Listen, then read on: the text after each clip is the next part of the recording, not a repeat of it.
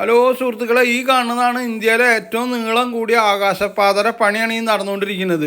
ഏറ്റവും നീളം കൂടിയ ആകാശപാത എന്ന് പറയുമ്പോൾ 4 വരി വേറെ ഉണ്ട്, പക്ഷെ 6 വരിയിൽ ഏറ്റവും നീളം കൂടിയ ആകാശപാതയുടെ പണിയാണ് ഇപ്പോൾ ഈ നടന്നുകൊണ്ടിരിക്കുന്നത്. അതും ഇത് നടക്കുന്നത് നമ്മളെ കേരളത്തിലാണ് എന്നുള്ളതാണ് ഇതിലെ ഏറ്റവും വലിയ സന്തോഷം. ഇത് എവിടെയാണെന്ന് വിചാരിച്ചു കഴിഞ്ഞാൽ നിങ്ങൾക്കറിയാലോ, NH-66 പണി നടക്കുന്നുണ്ടല്ലോ. അതായത് നമ്മളെ കാസർഗോഡ് തൊട്ടിട്ട് കന്യാകുമാരി വരെ അതിനപ്പുറത്തേക്ക് കൊണ്ടിട്ടാ. പക്ഷെ അതിൽ ഇത് എറണാകുളത്ത് നിന്ന് തിരുവനന്തപുരത്തേക്ക് പോകുന്ന വഴിയിലാണ് ഈ ഒരു ആകാശപാത. അതായത് 15 കിലോമീറ്റർ നീളത്തിലാണ് ഈ ഒരു ആകാശപാത ഉള്ളത്, അതും 6 വരിയായിട്ടുള്ളത്. അതായത് ഇതിൻ്റെ കറക്റ്റ് സ്പോട്ട് പറയുകയാണെന്ന് വെച്ചെങ്കിൽ അരൂര് തൊട്ടിട്ട് തുറവൂര് വരെയാണ് ഈ 15 കിലോമീറ്റർ കണ്ടിന്യൂസ് ആയിട്ടുള്ള ഈ ഒരു പാലത്തിൻ്റെ പണി നടക്കുന്നത്. ഇത് കണ്ട, ഇത് അരൂരിൻ്റെ സ്റ്റാർട്ടിങ് പോയിന്റുകളാണ്. അവിടെയൊക്കെ ഒരു 90% പണി കഴിഞ്ഞ് ഇനി ഇതിൻ്റെ മേലത്തെ ടാറിങ്ങും അങ്ങനെയുള്ള ചെറിയ ചെറിയ പണികളുള്ളൂ. ശരിക്കും പറഞ്ഞാൽ മെയിൻ ഇമ്പോർട്ടൻ്റ് ആയിട്ടുള്ള പണികൾ ഈ ഏരിയയിലൊക്കെ കഴിഞ്ഞിരിക്കുകയാണ്. ഇനി ഇവിടെ നമുക്ക് മുന്നോട്ട് പോയി നോക്കാം എവിടെയൊക്കെ എന്നെയൊക്കെ കഴിഞ്ഞ് ഈ 15 കിലോമീറ്റർ എവിടെയൊക്കെ കഴിയാതിരിക്കുന്നുണ്ടെന്നൊക്കെ ഒന്ന് പോയി നോക്കാം.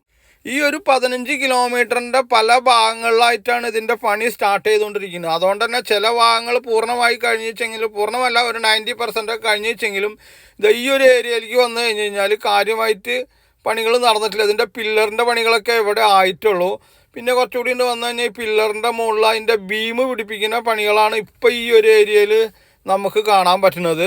ഇപ്പോൾ ഈ കൺസ്ട്രക്ഷൻ ഇവിടെ കാര്യമായിട്ട് നടക്കുന്നതിൻ്റെ പേരിൽ തന്നെ നമുക്ക് തിരുവനന്തപുരത്തേക്ക് പോകാമെന്ന് പറയുമ്പോൾ കുറച്ചൊരു ദുഷ്കരമാണ്. കാരണം വെച്ചിങ്ങനെ രണ്ട് സൈഡിലും ഈ പണിയുടെ ഭാഗമായിട്ട് റോഡൊക്കെ കുറച്ച് ബ്ലോക്കായ മാതിരി തന്നെയാണ്. കാരണം വെച്ചിങ്ങനെ തിരുവനന്തപുരം റോഡിൽ, അതായത് എറണാകുളം തിരുവനന്തപുരം റോഡിൻ്റെ സെൻറ്ററിലാണ് ഈ പില്ലർ പണിതിട്ട് ഈ പാലത്തിൻ്റെ പണി നടക്കുന്നത്. അതുകൊണ്ട് തന്നെ ഇതിൽ കൂടെ പോകുമ്പോൾ കണ്ടമാനം വാഹനങ്ങൾ പോണ ഒരു റോഡും കൂടിയാണല്ലോ. അതുകൊണ്ട് തന്നെ ഇതിൽ കൂടെ പോകുമ്പോൾ ഒത്തിരി റിസ്ക്കാണ്. അപ്പോൾ അധികം ആൾക്കാരും ഈ റോഡ് കവർ ചെയ്യാതെ അല്ല വേറെ രീതിയിലൊക്കെ പോകാൻ പറ്റുമെങ്കിൽ അതായിരിക്കും നല്ലത്. കാരണം നല്ല ബ്ലോക്ക് ഉണ്ടാവുന്നുണ്ട്. നിങ്ങൾ കണ്ട, ആദ്യത്തെ ഈ പില്ലറുമേ ചെറിയൊരു ബീമാണ് ആദ്യം വാർക്കുന്നത്. പിന്നെ അതിൻ്റെ മീതെ അതിൻ്റേതായിട്ടുള്ള സ്റ്റീലിൻ്റെ ഡൈ വെച്ചിട്ട് വലിയ നീളത്തിലുള്ള ബീമുകൾ ഉണ്ടാക്കിയിട്ട് അതിൻ്റെ മീതെയാണ് ഈ കോൺക്രീറ്റ് ബീമുകൾ കൊണ്ടുവച്ചിട്ട് ഇത്ര വലിയ, അതായത് ഈ 6 ലൈൻ പാത ഉണ്ടാക്കിക്കൊണ്ടിരിക്കുന്നത്. അതുമാത്രമല്ല, ഈ 6 ലൈൻ പാത ഉണ്ടാക്കുമ്പോൾ അതിൻ്റെ ഒരു റിസ്ക് ചില്ലറയില്ല. കാരണം ഒരു ഒറ്റ പില്ലറുമലാണ് ഇതിൻ്റെ 2 സൈഡിലും ഏകദേശം 3 ലൈന് വാഹനങ്ങൾ പോകേണ്ടത്. അപ്പോൾ കുറച്ച് റിസ്ക് കൂടിയ ഒരു ജോലിയാണ് ഈ ഒരു 6 വരി പാത ഉണ്ടാക്കുക എന്ന് പറയുമ്പോൾ. അതുമാത്രമല്ല, ഇപ്പോൾ ഈ ഒരു സമയത്ത് ഇതിൻ്റെ അടിയിൽ കൂടെ പോകുകയെന്ന് പറയുന്നത് തന്നെ വലിയൊരു റിസ്ക്കാണ്. കാരണം വെച്ചെങ്കിൽ എപ്പോഴാണ് ഇതൊക്കെ ഇടിഞ്ഞു പൊളിഞ്ഞ് വീഴുകയെന്നൊന്നും പറയാൻ പറ്റുന്നില്ല. ചില കേസിലൊക്കെ വീണതായിട്ടുള്ള പറച്ചിൽ കേൾക്കുന്നുണ്ട്. കാരണം വെച്ചെങ്കിൽ ചില വണ്ടിയുടെ മുകളിൽ വീണിട്ടൊക്കെ ഉള്ള സംഭവങ്ങൾ ഇവിടെ നടന്നിട്ടുണ്ട് എന്നാണ് പറയണത്. ഈ ഒരു 15 കിലോമീറ്റർ നീളത്തിൽ ഏകദേശം 10 കിലോമീറ്ററിലും മേലെ ദൂരം ഓൾറെഡി പണി കഴിഞ്ഞിരിക്കുന്നു. ഒരു 90% പണി കഴിഞ്ഞിരിക്കുന്നു. കണ്ട, അപ്പോൾ ഈ ഒരു ഏരിയയിലേക്കൊക്കെ വന്നു കഴിഞ്ഞ് കഴിഞ്ഞാൽ 90% പണികൾ കഴിഞ്ഞു. ഇപ്പോൾ ഇനി ഇതിൻ്റെ മേലെ ടാർ ചെയ്യലും അല്ലാച്ച ഇതിൻ്റെ സൈഡിലുള്ള ഇതൊക്കെ പിടിപ്പിക്കലൊക്കെ വേണ്ടുള്ളൂ. അത്രയും പണികൾ കഴിഞ്ഞേക്കണ്.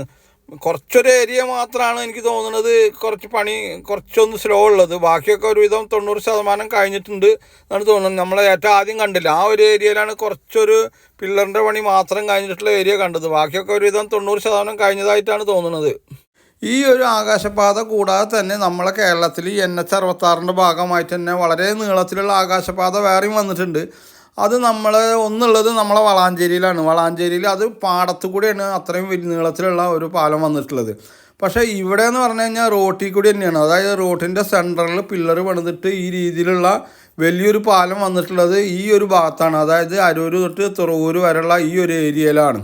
ഈ പറഞ്ഞ സ്ഥലത്ത് സർവീസ് റോഡ് താഴത്തുകൂടിയും മേലെ കൂടെ NH പോകുന്ന രീതിയിലാണ് ഈ ഏരിയയിലൊക്കെ റോഡ് പണിതിട്ടുള്ളത്. ശരിക്കും പറഞ്ഞാൽ ഞാൻ കുറച്ച് ദിവസമായി NH കാസർഗോഡ് തൊട്ടിട്ട് തിരുവനന്തപുരം വരെ യാത്രകൾ നടത്തുന്നുണ്ട്. അതിലിപ്പോൾ മലപ്പുറത്ത് നിന്ന് അങ്ങോട്ട് കാസർഗോഡ് വരെയുള്ള പണികൾ ഒരുവിധം 90% കഴിഞ്ഞു തന്നെ പറയാം. അതും പ്രത്യേകിച്ച് മലപ്പുറം ജില്ലയൊക്കെ മെയിൽ ഉദ്ഘാടനം ഉണ്ടെന്ന് പറയുന്നത് കേട്ട്. അത് കഴിഞ്ഞാൽ കോഴിക്കോടും കാസർഗോഡൊക്കെ 90 എന്നല്ല ഒരു 95% പണി കഴിഞ്ഞിരിക്കുന്നു. പക്ഷേ ഇവിടെ നിന്ന് ഇങ്ങോട്ട് തൃശ്ശൂർ ഇവിടെ നിന്ന് അങ്ങോട്ട് പിടിച്ചു കഴിഞ്ഞാൽ കുറച്ചൊരു സ്ലോ ആണ്. ഇത് ഇനിയും ടൈം പിടിക്കും. എനിക്ക് തോന്നുന്നു ഇത് 1 വർഷം കൂടിയും പിടിക്കുന്നുണ്ട്. അത്രയധികം പണികൾ ഇനിയും ബാലൻസ് ആയിട്ടാണ് തോന്നുന്നത്. കൂടാതെ ഇപ്പോൾ ഈ എറണാകുളം ജില്ലയിൽ ഈ ഒരു 15 കിലോമീറ്റർ ബ്രിഡ്ജിൻ്റെ പണി എന്ന് പറയുമ്പോൾ അത് കുറച്ചൊരു റിസ്ക്കാണ്, കുറച്ചുകൂടിയും സമയം എടുക്കും തോന്നുന്നു. അതേമാതിരി തന്നെ ഇവിടെ നിന്ന് ആലപ്പുഴയിലും ഇതേമാതിരി നീളത്തിലുള്ള ഒരു ബ്രിഡ്ജിൻ്റെ പണി നടക്കുന്നുണ്ട്.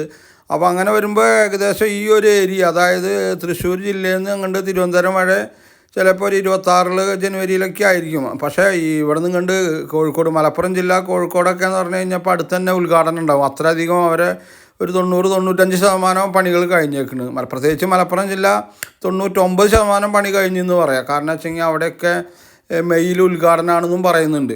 അപ്പോൾ ഈ ഏരിയയിലേക്ക് വരുമ്പോൾ ഇവിടെ പില്ലറിൻ്റെ പണിയൊക്കെ കഴിഞ്ഞിട്ടുള്ളൂ. പില്ലറിൻ്റെ മേലെ ചെറിയൊരു ബീം ഉണ്ടാക്കിയിട്ടുണ്ട്. ഇനി ഈ ബീമിനെ കുറേ കൂടി നീട്ടണം. ഈ ബീം ഒന്നും കൂടി നീട്ടിയിട്ട് വേണം ഇനി ഇതിൻ്റെ മുകളിൽ കൺസ്ട്രക്ഷൻ തുടങ്ങാം. അപ്പോൾ ഇവിടെ ഇനിയും കുറച്ചുകൂടി ടൈം പിടിക്കും. വേണമെങ്കിൽ ഒരു 50% പോലും ആയിട്ടില്ല എന്ന് വേണമെങ്കിൽ ഈ ഒരു ഏരിയയിൽ നമുക്ക് പറയാൻ പറ്റും.